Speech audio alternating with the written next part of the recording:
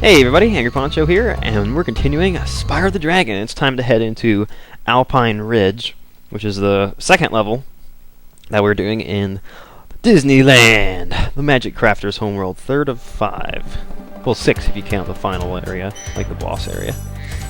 Anyway, alright, you got these big old guys. I don't know, they remind me almost of like elephants, sort of.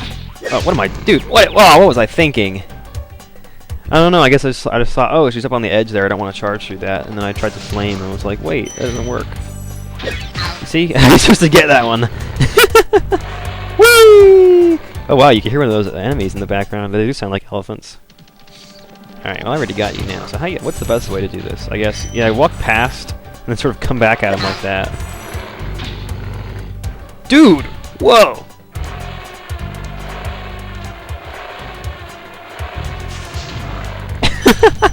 All that bark and no bite.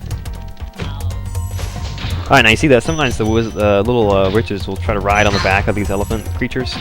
And if you flame the elephant creature, the witch will sort of fall behind him. And occasionally the corpse will actually block the attacks. Now this you gotta kind of time it right, that first jump. Oh, this is so funny. Actually, I'm gonna show it to you in a second. There's another guy up here that does it too. Oh, it makes me laugh. But yeah, so be careful when enemies kind of fall and die like that, because occasionally their corpses can get in the way of other enemies. I noticed that for the first time when I was fighting the boss of the artisan home, because you fight one of those dogs, and then the dead dog falls in front of another one, and it ends up shielding its friend. Spyro, you're not afraid of those big, noisy, gigantic, awful beasts, are you? Of course not.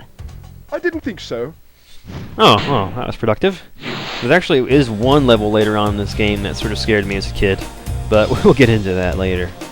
Alright, now here we're gonna witness a wizard duel! I don't know how well you can see that up there, but the green guy is casting a spell at the blue guy, and oh, it strips the floor up under him, and so the blue guy goes over to him and gives him a good zap. Oh, that's funny. And we're just gonna come over here and sort of interrupt things. Ruin both their days, why not? Man, only a red gem for killing one of those wizard guys? You're kidding me. They're usually worth more than that, I thought. Let's see. He's worth a blue. So is he. Oh, I got shot! Dude, that's not cool. But yeah, usually you'll find that enemies are worth a blue one or a green one. Occasionally they'll be worth more than that if they're like a boss or an important character. Oh, I don't think I'm gonna make it. Oh, I did. Alright, and here it is. This is so funny. If you get close to these wizard guys, like, see, I got past that obstacle just now? Check this out.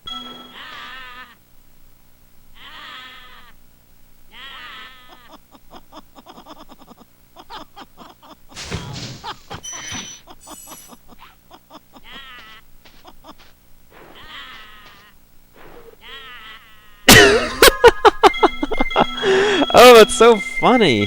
They'll start laughing at you, and then you come towards them like you're gonna get them, and they get scared again. Oh, it's so funny. Oh man, Insomniac, you know they were laughing when they made this game. Oh, that just cracks me up. I love noticing little things like that.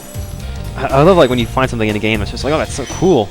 It reminds me of yesterday. I was watching Nintendo Capri Sun's LP of the Wind Waker, and he showed that the flower salesman guys that you work with are actually Gorons, and that just blew my mind. I didn't know that, you know. And it's just like that's what I thought. Like, oh man, there aren't any Gorons in this game. They're missing, you know. And then he goes and shows that, and it's just like, oh my god, it's one of those revelations that you have, and it's just like, oh, that's so cool. I don't know. This gets me all excited. What am I doing? Talking about other games. Oh, thank you for releasing me. You're welcome. That guy had an interesting tone to him. He sounded like he was kind of pissed off. Like, oh, glad to be out of there. But oh man, yeah, I love little things where like one game connects to another, or like a certain cutscene that you see at the end of a game. Like you're beating Halo 3 on Legendary, you know, and you get a different cutscene, or other stuff like that. We're sort of like a reward for the player. Kind of cool. Where you find out those little things like that. Easter eggs, I guess they are. That's probably the best term for them, is Easter eggs. Just neat little things that you find in a game that connect to other games. Like in Oblivion, when you find stuff that connects to Morrowind, because I mean, for a guy like me who grew up on playing Morrowind over and over, hanging around Sayadinine for a very long time, it's sort of cool to play a later game and then realize, hey, there's a neat connection between this game and a game I used to play as a kid, you know, etc., etc. And just the fun goes on, right? Let's see, continue up the hill here. This is sort of a cyclical level because once you get to the end here, you can glide back down from here to the beginning of the level, right there. But we don't want to do that.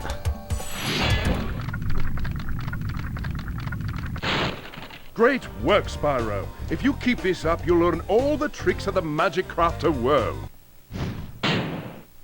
Okay, cool. Anyway, out where these chests are, we can glide back to this cave over here, which you can't get to from any other way. Once we get in here, I'm gonna start charging, because there's a thief back here that I want to get. Gotcha! Alright, that makes 10 eggs. Now we can go back get the dragon here.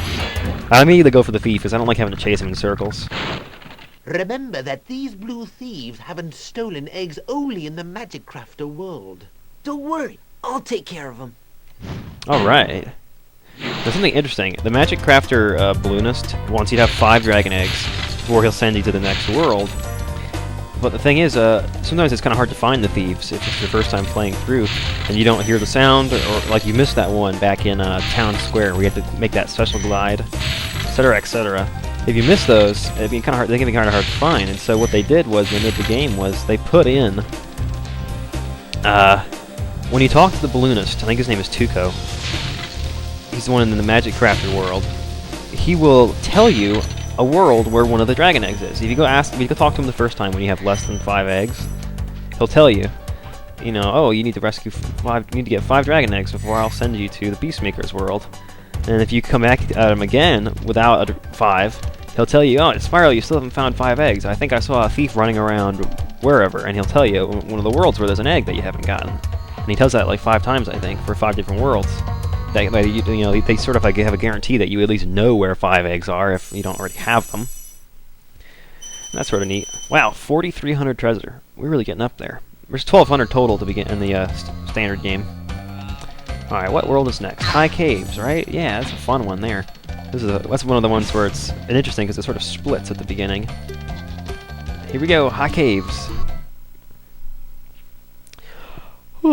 But yeah, it's neat that the balloonist kind of gives you hints. That way, you know, little kids playing the game figure it out. Oh yeah, don't be yawning. Oh, okay, wow, I got another wizard duel. Oh, hey, what are you doing? Casting spells at each other, man. The thing is, once you take these guys out down here, those guys up there start gunning for you, so watch out. I don't know what to call these guys. These little guys that conjure the hurricane, the little tornadoes. Those guys are annoying. Dude, get out of here. Because they can get you pretty bad with those hurricanes that they send out. But anyway, I forgot to mention while I was down here.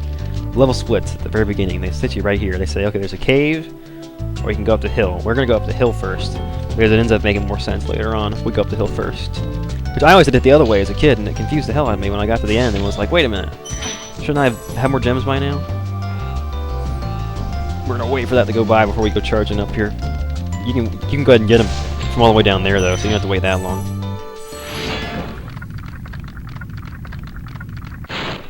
Please do something about these green druids. They insist on moving everything in sight. Oh wow, what a wasn't to say not a hassle, but a nuisance. What a nuisance to the Dragon Kingdom to have these green druids moving everything around, right? I hate it when druids come out to my house and move my furniture around. Just, oh, it's so annoying. Trying to watch the TV, getting seasick because everything's going back and forth. Look at this.